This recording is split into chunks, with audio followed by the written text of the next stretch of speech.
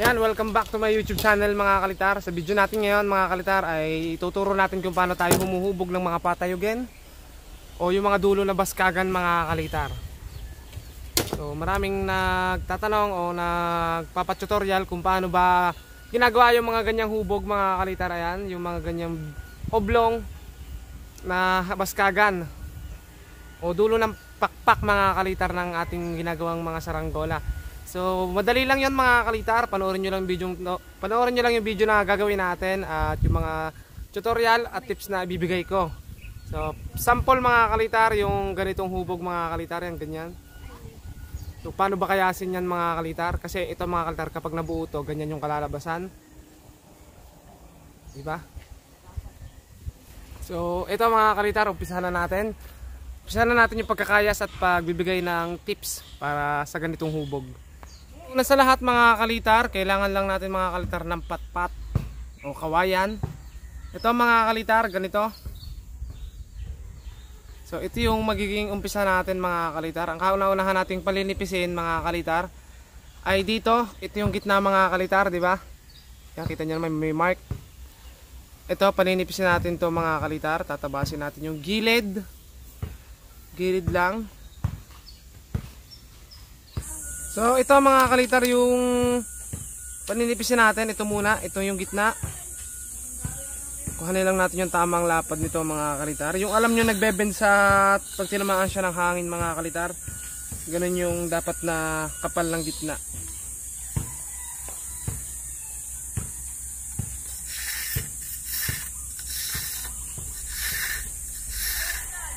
So para hindi masyadong mabigla yung kayas, ang gawin yung mga kalitar na pagkayas ganito, ayan, nakadapa tapos hila lang, di ba? Ganun lang. Sa una mag-umpisa kayo sa mabagal, pero pag nasanay kayo mga kalitar mabilis na rin magkayas. Tapos dito mga kalitar, sa dulo na ulit tayo mag-uumpisa kasi sa akin nauutal tayo. So kuhanin lang din natin mga kalitar yung tamang lapad nung ibabaw. Ito yung balat mga kalitar ha. Bago natin panipisin yung ilalim, ito yung ilalim. Okay, ulit ha. Ito ibabaw, ito ilalim. Ito yung balat, ito yung laman. So ito mga kalitar, yung balat, kuhanin lang natin yung tamang lapad mga kalitar ng ating dulo ng pakpak. Sa gilid tayo babawas mga kalitar. Sa gilid ng kawayan, ito yung balat. Dito tayo sa gilid mga kalitar babawas para makuha natin yung tamang lapad ng kawayan. Lapad ng ibabaw mga kalitar ng baskagan. Ayan.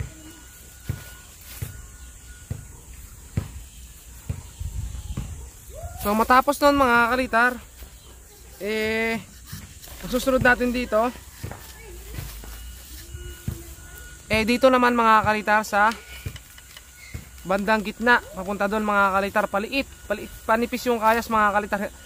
Hindi paliit na, hindi ito mga kalitar paliit ha, hindi itong balat ang babawasan, hindi nagilid. Sa ilalim ng mga kalitar sa laman na tayo babawas. Sa ito mga kalitar sa laman. Ang ititira natin dito sa may pinakadulo, balat, malapit na sa balat mga kalitar. Ganito lang mga kalitar. So sana naunawaan nyo talaga to mga kalitar, kasi ang pag-tutorial talaga nito minsan talaga hindi nyo maunawaan kung hindi nyo talaga mahahawakan yung kawayan o matitig na ng personal. Pero gagawin natin ng tutorial na to para makakuha kayo kahit paano ng tricks o tips mga kalitar. So dito na tayo mga kalitar sa may gitna magkakayas, papunta tayo sa dulo. Sa laman tayo babawas mga kalitar. Ito ulit yung balat sa ilalim. Ayan. Papunta tayo sa dulo mga kalitar hanggang panipis. Ayun. Tutok pa natin mga kalitar ng tutok na tutok. Ayan. Okay. Yan, kita nyo naman siguro na yung balat. Hindi tayo babawas dito sa balat. Dito na tayo sa ilalim babawas mga kalitar. Tsagain nyo na yung manood mga kalitar kasi hindi ako magkakat para makita nyo yung kayas ko.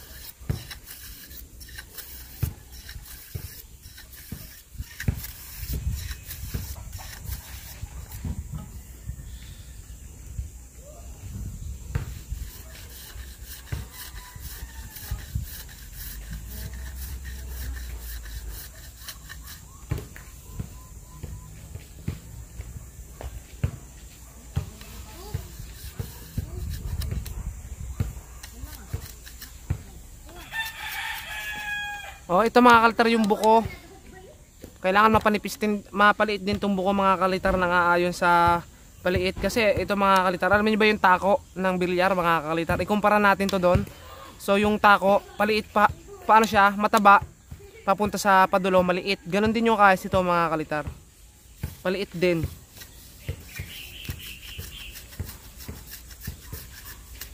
Yung buko dapat hindi siya nakausbong.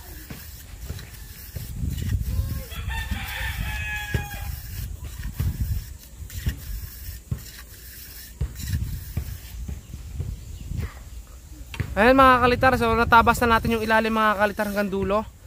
Siyempre yung dulo, makapal pa rin. Ang gagawin natin pagpaliit dyan mga kalitar, mag-umpisa tayo sa kalahating dangkal mga kalitar. Mula dito sa dangkal na mga kalitar na kalahati, dito, papanipisin natin itong dulo. Mismong dulo ang pinakamanipis mga kalitar, hindi yung parehas yung nipis. Kumbaga paliit pa rin, o patusok, pasa mga kalitar. So papaganon lang mga kalitar, ito yung balat, ito yung ilalim, sa ilalim tayo. Paninipisin natin yung dulo. Ang pagliit nito mga kalitar yung unti-unting paliit, hindi yung bigla siyang ninipis.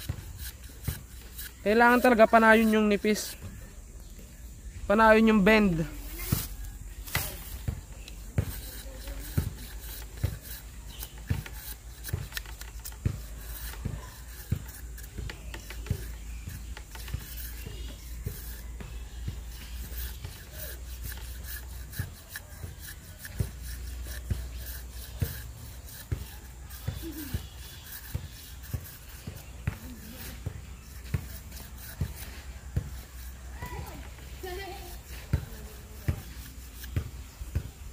Okay, palit tayo ng pangkayas. So ito mga kalitar, may pandulo ako dito. Ito naman pang pakinis mga kalitar. Pero pwede rin naman yung mismong kutsilyo natin. Kaso nga lang kompleto talaga ako sa gamit, kaya kahit anong gamitin ko dito.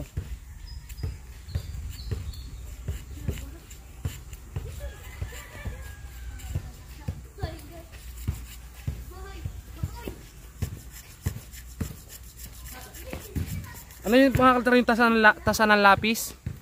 So parang ganun lang to mga kalitar.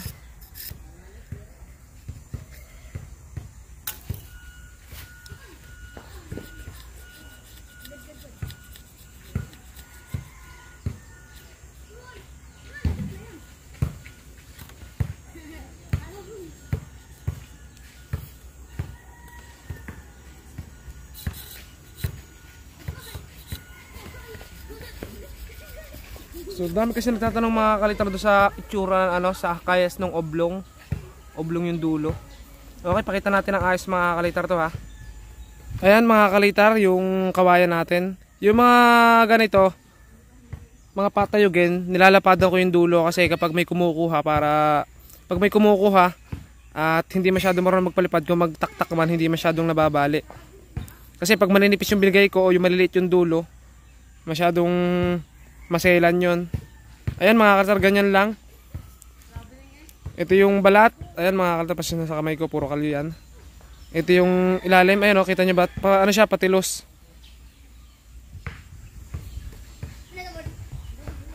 Ang dulo talaga mga kalitar, halos parang balat na may konting-konti lang yung laman mga kalitar. Hindi natin pag-focus Wait lang mga kalitar, ayan.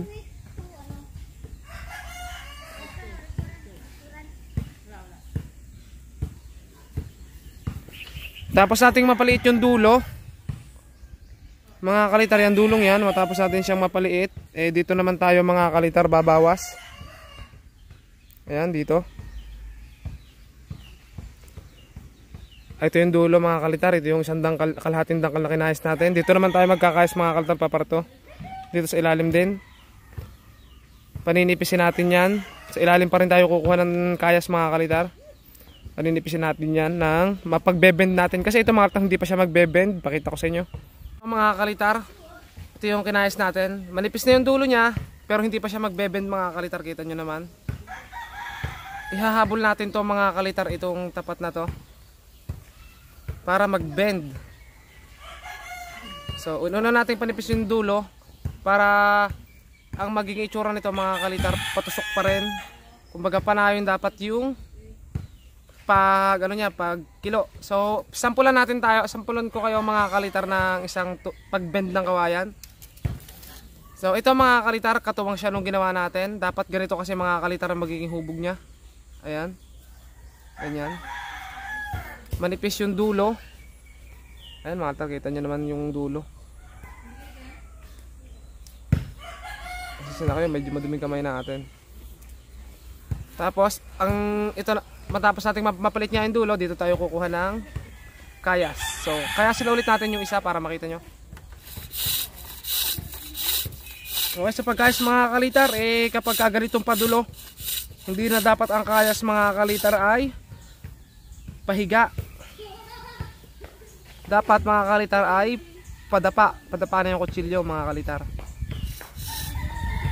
Para hindi mabigla. O kaya padapa na medyo pahiris. Ganyan mga kalitar.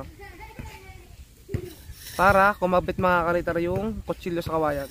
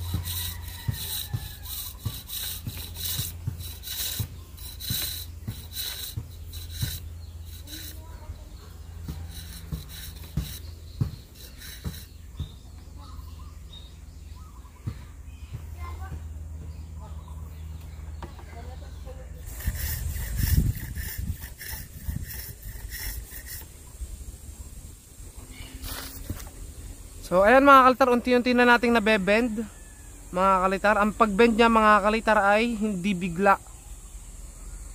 Unti-unti siya nagbebend mga kalitar ng nakaayon o walang bali mga kalitar. Kasi kapag nagbend yung iba kasi pag binebend parang may suklo o bigla siyang kumikilo. Dapat hindi ganoon mga kalitar, dapat panayon yung bend. Okay, pakita natin ulit. Ito na mga kalitar yung kinakayas natin. Kita nyo nabebenda siya pero matigas pa mga kalitar, may kakulangan pa.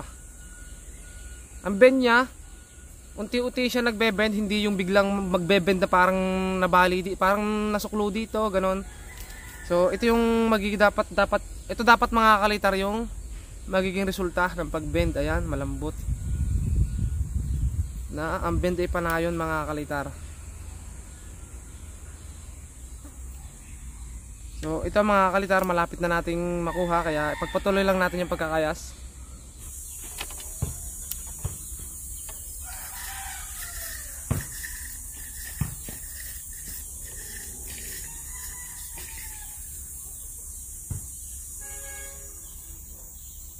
Peter, nagpapak na yung truck.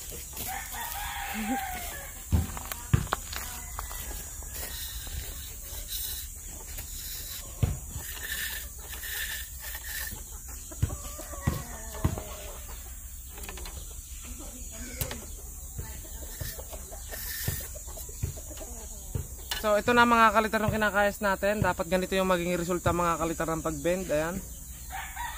Ang pinakamalambot lang talaga sa parte nito mga kalitar, ay isang dangkal lang dito isang dangkal, kalahating dangkal lang dito mga kalitar, yun ang pinakamalambot.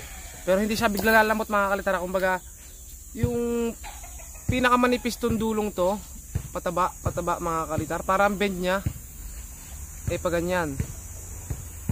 So sampulan ko kayo mga kalitar ng maling bend.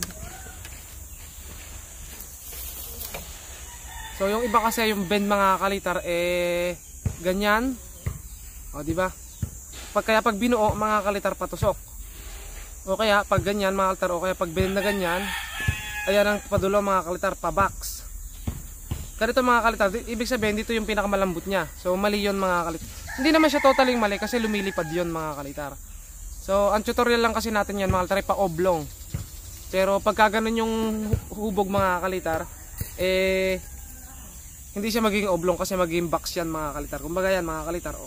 Tapos may katuwang sa ilalim na ganito, pa-box na yan mga kalitar. O hindi na rin siya bilog. Pero hindi yun mali mga kalitar kasi yung ganong saranggola lumilipad talaga yon, at yun ang mas madaling paliparin din. Basta malambot din yung kawayan sa gitna. So ang atin naman mga kalitar eh ganito. Ayan. Kaya pag binid natin siya mga kalitar, papaganyan. Oh, papaganyan mga kalitar. Kapag tinuwangan natin, magiging oblong na siya. Okay, ang sunod naman natin mga kalitar na gagawin, eh nakayos na naman natin yung dulo. Titimbangin natin kasi tinitimbang ko talaga yan mga kalitar. Ayan mga kalitar, kita nyo mas mabigat pa yung kabilang baskagan. Unahin nyo lagi mga kalitar, hubugin nyo muna yung magkabilang dulo. Pantayin nyo kung parehas yung bend. Tapos kapag pantay na yung bend, pagkakabend mga kalitar, isunod nyo naman mga kalitar, timbangin o sukatin yung bigat. Tapos bawasan nyo mga kalitar kung alin yung mas mabigat. Pero yung lado mga kalitar, hindi lang doon nangyayari kasi yung lado minsan sa bend ng kawayan. Kapag ang bend ng kawayan mga kalitar hindi pantay, mas malambot dito, doon magkakakiling mas madalas. So ganito yan mga kalitar. Ito yung ano natin, ito yung unang hubog natin. Kapag natapos na kayo dito sa isang hubog na to mga kalitar, huwag nyo muna isusunod yung kabila. Ang lagi nyo susunod mga kalitar na kayasin, sample lang mga kalitar, ay yung katuwang. So lagi nyo pagtatapatin mga kalitar kung pantay. Kung pantay na yung lapad, pantay na yung kapal, o pantay na yung kayas. At higit sa lahat, kung pantay na yung pagkakabend mga kalitar. Kung pareha sila ng pagkakabend o itsura ng pagkakabaliko. Ganyan. Kasi hanggat hindi sila pantay mga kalitar na ganyan, kapag hinulma mo yan o tinalian mo, hindi pa rin magpapantay yung hubog mga kalitar. O mas pataba yung isa, mas maliit yung isa, ganun yun mga kalitar. So ito mga kalitar, pantayin ko lang yung timbang mga kalitar ng ating baskagan. Tapos try natin buuin at humarap ng patindig pala mga kalitar bago pala natin buuin. Ayan mga kalitar, so patindig naman tayo. Sa patindig mga kalitar, ang pagpili ng patindig dapat hindi siya masyadong kilo. Kung kilo man siya, madali siyang tuwirin mga kalitar sa gasol o sa bunot. Magbagal lang kayo ng bunot, itapat niyo yung pinakaparting liko. Tapos pag naibaga nyo, pilitin yung ituwid mga kalitar at maayos na rin naman yun mga kalitar. Tsaka higit sa lahat, dapat ang patindig laging matigas. Kasi kapag yung patindig malambot, sobrang lambot, nagbe-bend dyan mga kalitar. Kapag hinagtingan mo yung pakpak, lumiliad siya mga kalitar ng sobrang liad. Mukha na siyang mga kalitar pagka ganon. Mukha na siyang pagong. Kaya dapat laging ang pipiliin mga kalitar na patindig ay matigas at tuwid. Kung medyo malambot at wala kayong makita mga kalitar, pwede nyo baliktarin mga kalitar yung patindig. Ang balat ang nasa ibabaw, tapos yung laman ang nasa ilalim, para maging matigas yung patindig kung sakali wala kayong makita.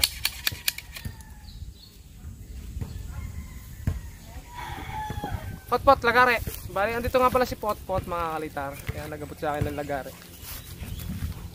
Hindi naman si Potpot nagsasaranggola mga kalitar, kaya hindi natin makakasama. Basketball mga kalitar ang hilig. Ay pala, mayroon pala saranggola si Potpot mga kalitar. Oh, nasaan Potpot? Kita mga Potpot. Pakita mo lang. Ang galing yan. Ay mga kalitar si Potpot oh. Doon ka Potpot sa kabila. Ay mga kalitar si Potpot oh.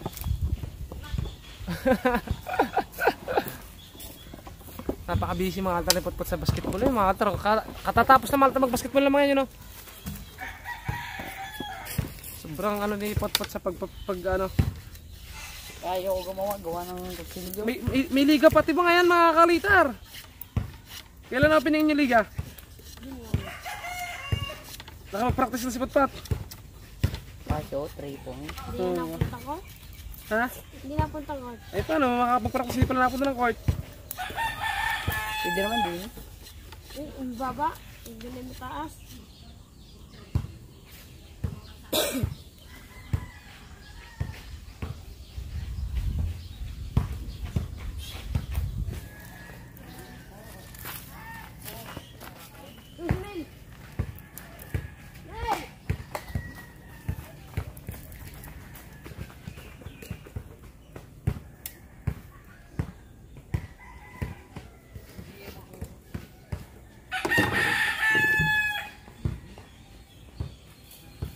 Yung ginagamit yung mga altar panali, eh, galing pang, ano to, ibang bansa. So, padala. Dala na aking ninong dumating. Pero, pwede kayo gumamit mga altar ng ganitong liting o yung bola-bola. Tingnan natin na mag-resulta naman mga altar ito kapag nabuo.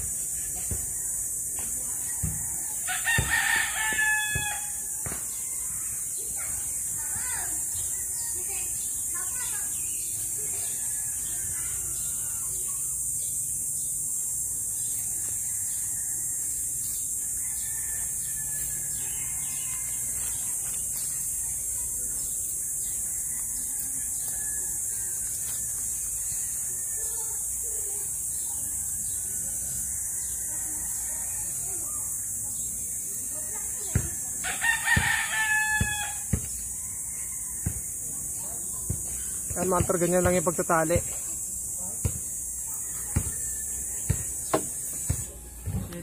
Tapos mag-grade 6 na ako. Tapos ano 16 na ang bang ko.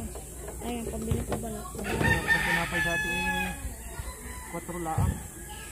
Yung mga release ko. Yung mga ano.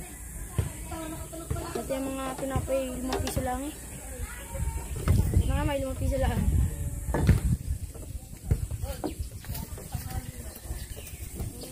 Naligtas.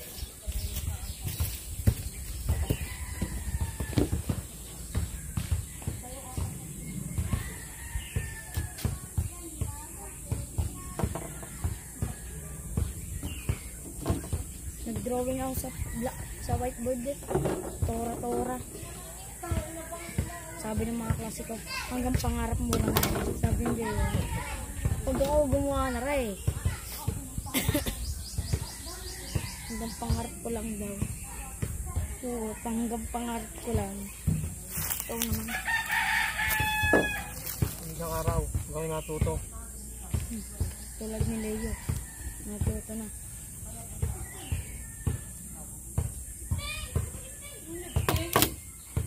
Shopee may in-order eh. Yung Vietnam kite na ano? Ano nga doon? Dibo. Yung may malalaki pa nga. Ngangay. Sa ibang bansa. Sa ibang bansa ang uso Vietnam kite. Di ba kayo may puro Vietnam kite. Nakita ko sa TikTok ang lalaki.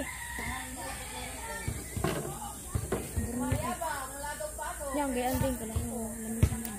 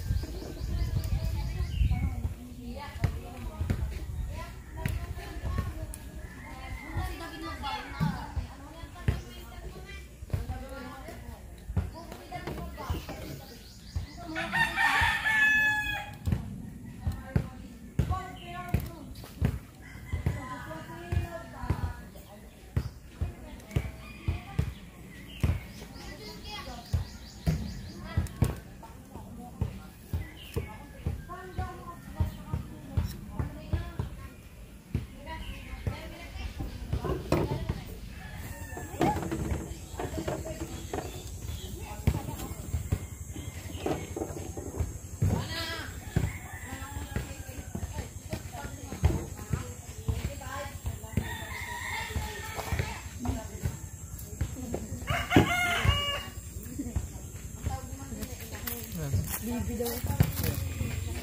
May sabing daw. Bibi daw. Pag daw nasunod, pag bibi. Pag nasunod daw, kasi pag kami nasunod sila babag, nasabi bibi daw. Anong bibi? Bibi daw kami. Eh sila nga yung nasunod.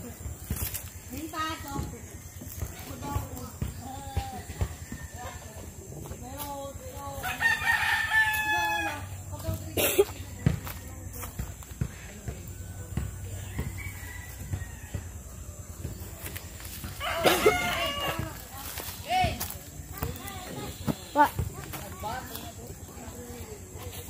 Isu.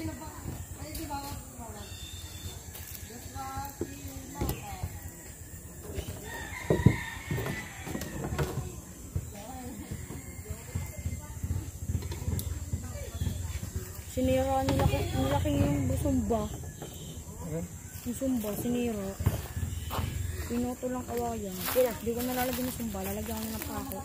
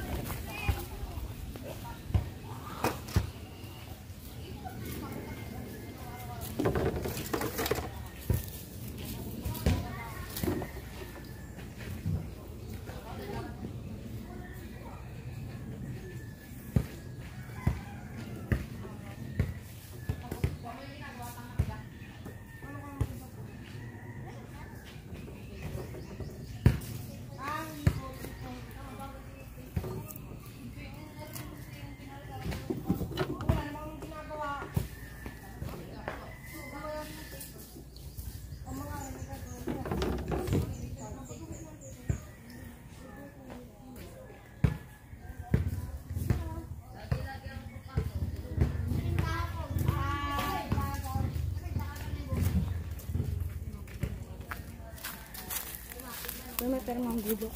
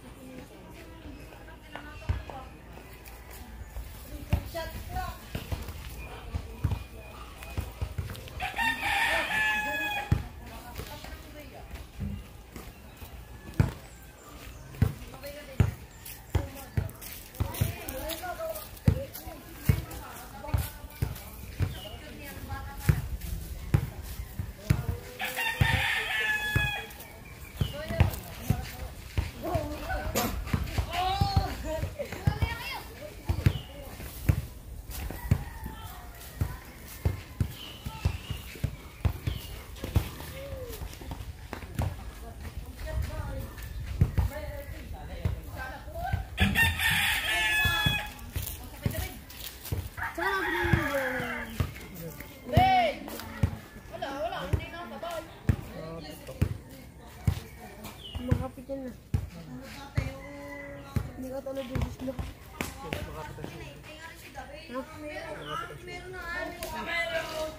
Okay, ito na mga kalitar yung ating hubog.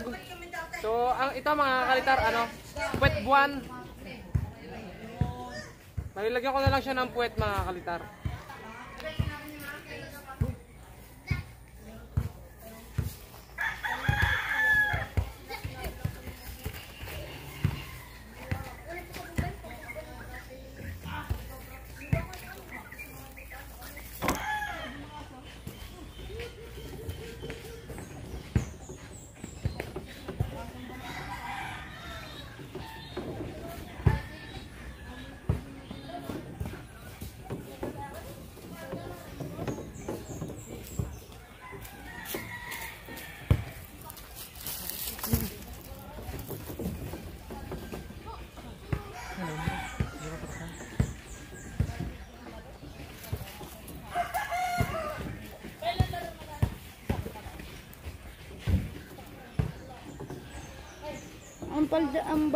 Ang balde-balde pala pwedeng tawagan na basket. May mga kite-kite pala yun. Ay sa kupas, anong tawag ko mo pag may kite? Ha? Ano yung operating table? Inuupira ko? Operating table? Inuupira? Inuupira. Marami pa kayo tira?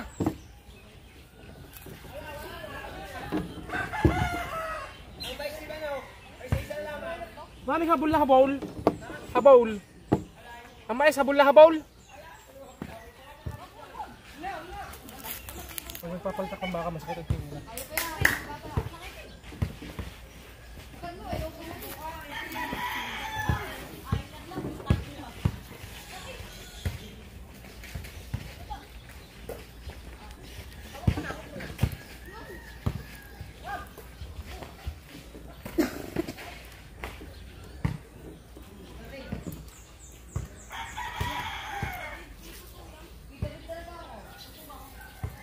Pag ako naglalaro sa gubakan, pag tanghali, pag oras ng liguan, niligo. Pagpunta ko ulit, hindi na ako lalaro. So, naligo. Pangit-pangit mo na nga, magpapadugit ka lalo.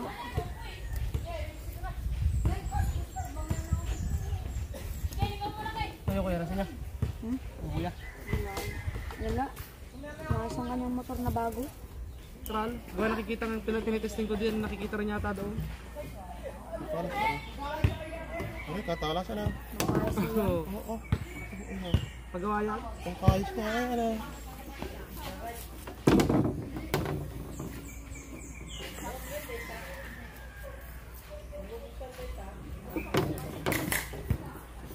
Tama, may Yung truck yung dala nyo na sa araw. Sa amin. Doon ko lang kami, sa may ano. May mga dump truck daw. Sa Central. Bagod naman tayo ng Central. Sa tabi. Sa kaliwa. At pinagpapaliparan nyo pala yan. Ha? Pala yan ang pinagpapaliparan nyo. Ilan? Pinagpapaliparan Oo. Sa likod. sa likod. Oo. Kasi doon sa may aming harap daw. Kabila ng bakod nililiban. Ang tatalang. Malawak ito sa may sentral. Oo, doon niya. Malawak ito. Doon ko na napasak. Oo, napasok mo yan. Nilip ko, pagawa pa rin yan ah. Ari kanina umaga nagpunta dyan eh. Inaantay ako tulog pa, inaantay ako magising. Oo. Di ba aga pa rin yan ah. Kala ko sa trabaho sa kwan. Oh, ako hindi pumasok ngayon. Doon kayo pwedeng kayo? Eh hindi, kami lagyag-yag kami. Yagyag. Carla! Carla! Sino ba yung isang hawak, ma? Kit, tingnan ka! Tingnan! Dami ko naman. Yung ganyan na naman. Tingnan mo.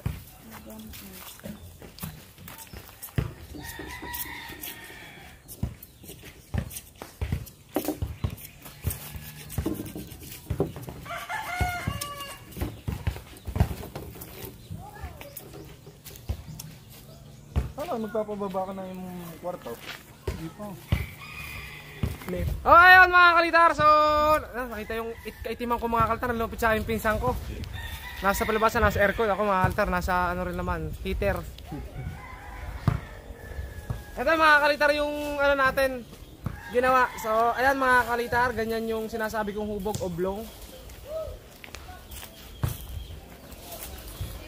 Natapos natin isa.